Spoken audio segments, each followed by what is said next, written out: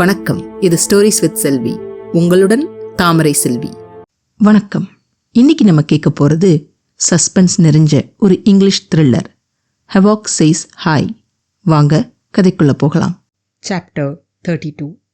8 more years passed. Our training intensified and changed day after day, like all the things in this world. Even I did reach the saturation point, a point of no return, where my whole mind had begun to work like a supercomputer, 4 times faster than a normal human mind. I chose to keep it a secret from Eshwar and Grandpa. Grandpa always gave the personal freedom to keep my problems to myself, so I knew he would understand. I didn't feel the need to brag about myself to my own family. What's the point in being smart when all the others are not? To showcase my adventures or skills to the people who don't really care about it. I expressed to Eshwar when we had arguments on how to use it in outside world. Eshwar too did well, as I could see. Of course, he had been living with Grandpa, and what could be better than to live alongside with a master. Coming to the talking and social interaction part, I did better than him. I was calm, but I did speak when I had to. I had a lot of acquaintances, but Eshwar had no friend except me. Grandpa, not even for once, stopped us from doing what we wanted, but he made us see what he wanted us to see. A cricket match could be nothing but bashing, throwing and fielding. Usually, my parents said no to cricket during exams even after studying, but Grandpa gladly allowed us to watch it in his big screen TV. When the batsman hit a six, his reaction to the crowd and the enmity towards the bowler were the things he made us watch. Once in a while, he asked us to predict what the batsman's next shot would be. He made us live a life where there were no humans. Instead, just thoughts and emotions constrained social animals existed, who when triggered sprang upon its opposite. Though it was a hard life, it was a truth which we learned. It was good to be the first to know the reality before the mob panicked later. He always used to say, time flew before we could catch it. It was time for our engineering. I managed to score a decent mark in my 12th, while Eshwar got at least 20 marks higher than me. Grandpa appreciated our friendship, and he always wanted us to be together. So were we. Friendship in its purest form, without any expectations and adulteration, that's what we had. I felt the only relationship without any issues was my friendship with Eshwar.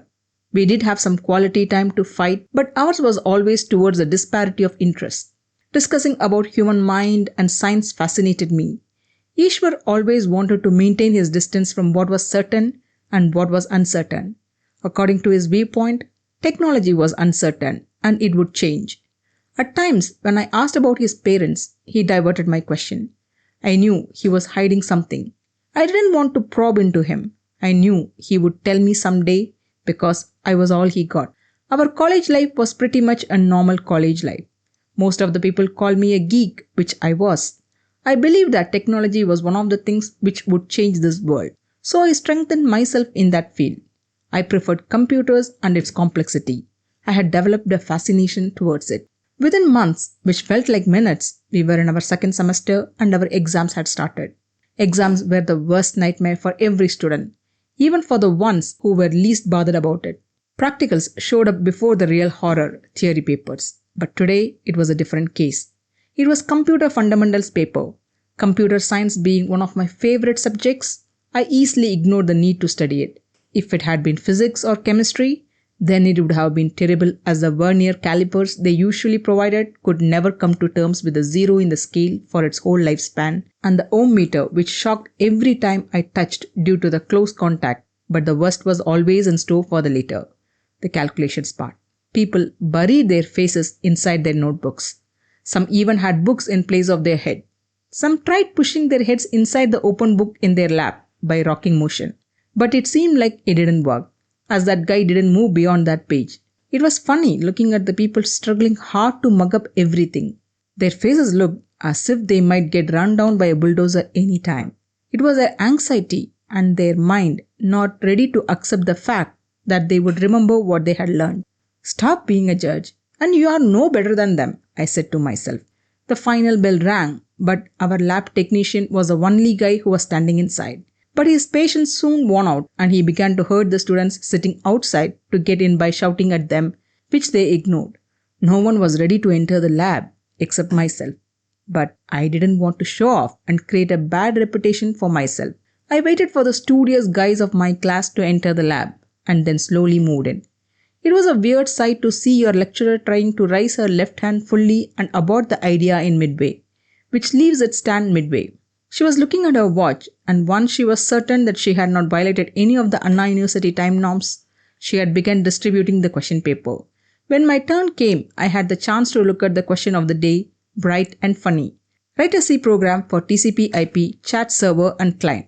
Kumar, who sat near me in class, or should I say the boy who slept and snored near me most of his time and the rest tried irritating me to show what I had copied from board, was standing next in line to me. He was not able to contain his curiosity, so he asked, "Dude, what have you got?" My first thought was to ignore it, but I felt kinda bad about it, so I replied, "TCP server and client." "Oh, that's bad, man. It is the toughest thing now. I thought they will not ask that one question for our exam." His face got lightened with a smile. There was more color to it than it was before. Maybe he dreaded that question and he was happy that I got instead of him. I usually try hard not to get angry over people, but it made me feel irritated when someone made fun of me and I couldn't let someone have some fun at the expense of me. So I turned to his side and replied, "I heard there is a repetition of same questions for our batch, so there might be another one paper which has the same question." His face changed as I walked towards the system allocated for me. Command prompt showed its face towards me. I opened Turbo C and began to fill lines of code. I didn't have to write the code down in a paper, as I knew how a chat server worked. It was in sequence for me. Just create a connection between server and client and send packets of messages, I said to myself. I was typing the code when I heard an shh sound from my side, as it might be one of my classmates trying to get some code from. I didn't want to show any interest on it. It didn't matter what their question was, they just needed me to give them some code to fill the paper to get pass mark. Then I felt someone throw a paper at me. I got very irritated. It must have been Kumar. He used to pester me during class, so I turned to the direction from where the paper hit me with an angry face, trying to warn him. There was a girl looking at me, her eyes so innocent and her mouth so small and her nose so sharp. I never saw someone that much beautiful in this world before, except my mother. She was picture perfect. I melted looking at her and my senses went out cold after seeing her for a second. Her eyes pointed towards the paper she threw, which I presumed. It was crumbled to an extent that it was very small and unable to notice. I opened it up. It was her question paper. It had the same question as mine. She wanted me to write the answer back and throw at her. I didn't have any problem writing the answer and giving for anyone, I said to myself, shrugging up the fact that I was wasting my time. I wrote the important logics behind the code and threw it back to her without the lecturer's knowledge. She smiled back at me and became busy with her system. I finished my task before everyone and showed the output to my lecturer. She marked something in her pad and asked me to leave the room. Everyone's eyes were on me, for a minute cursing me. How the hell did he finish so soon? And they returned back to their misery. I went to my seat to take my belongings. I involuntarily turned towards that girl. She was biting her pen. Her pen was halfway chewed and yet going on. Her brows were touching themselves as she tried to sort out the error message in her screen. Normally, I would have ignored it, but I didn't know why I didn't do that. I walked by her side and dropped my pen down. I bent down to take it. She also bent down for helping me. But she knew the intention. She looked at me as I whispered, "You're missing a colon in line 45 and insert break in all switch case elements." Her face brightened. She turned towards her system and did as I said. The program executed well and good. I left as the lecturer came near to verify her result. I walked down the stairs. I tried to recollect what just happened. No matter how hard I tried, only a blank space was left in my mind, except for her smiling face. If Grandpa would have been here, he would have asked me to analyze this moment too, but that would be a total failure. And I didn't want to analyze too. It was too happy a moment to be lived and I enjoyed that moment. She came running behind me. She called me from behind, "Hey!" I turned for some reasons I knew it was her. We didn't know our names as it was our first year and second semester. First semester crowd consists of mixed specialization and second semester was where the real deal started. "Thanks a lot." She was smiling at me. It was like smile always lived in her face. Even in the sad moment, she might still hold a soothing smile. What the hell am I thinking? I said to myself, shaking my head. "I'm Ritu. Is everything alright?" She asked as she saw me shake my head. It's okay, I'm sorry, I'm BJ. We got the same question, I blabbered. What am I even speaking? She ignored my answer, or my answer might not have gained enough decibels to become audible. Leaving home? She asked as her curly hair spread over her face with the wind. My eyes were following her hair while she was speaking, where it finally rested over her face when I met her eyes. Girls were distraction, I knew it, but once my eyes met hers, it was hard for me to even take it off. Yeah, I guess. I barely made out the question from my memory and responded. You don't take the college bus? She asked as she looked at the buses standing near the shade through the balcony near the stairs. Nope, I prefer my bike, I said. I was getting nervous with the one-liner. I sounded almost like a loser. She grinned and said, That sounds nice. Is it? I never knew that. Okay then, we'll catch you later, I said as we didn't know what to talk after that. I stood there as she passed before my bidding by. My eyes kept looking at her even after she left. I didn't know the reason. This was a new feeling which I had never experienced before. I said to myself it was something like lust. But I was not convinced by it. I detested myself for thinking of it as lust. It was something pure, which didn't have a name. I walked towards the parking lot and sat on my bike and laid my back on the seat and waited for Eshwar. Every time I closed my eyes, I remembered our conversation and a strange smile came up in my lips. Eshwar was in electrical department. His practical was supposed to be over early, but it didn't due to some technical issues with the delay in supplying the breadboard. Ritu. I kept remembering her name again and again. I couldn't find a way to move it out of my mind. First time in life, I felt I was out of control. Suddenly, I felt someone touch my shoulders. I shrugged and opened my eyes. It was Eshwar. His face looked a bit shocked. He was looking at me trying to find why I reacted the way I did. What's the problem? He knew something was wrong. Nothing, let's go.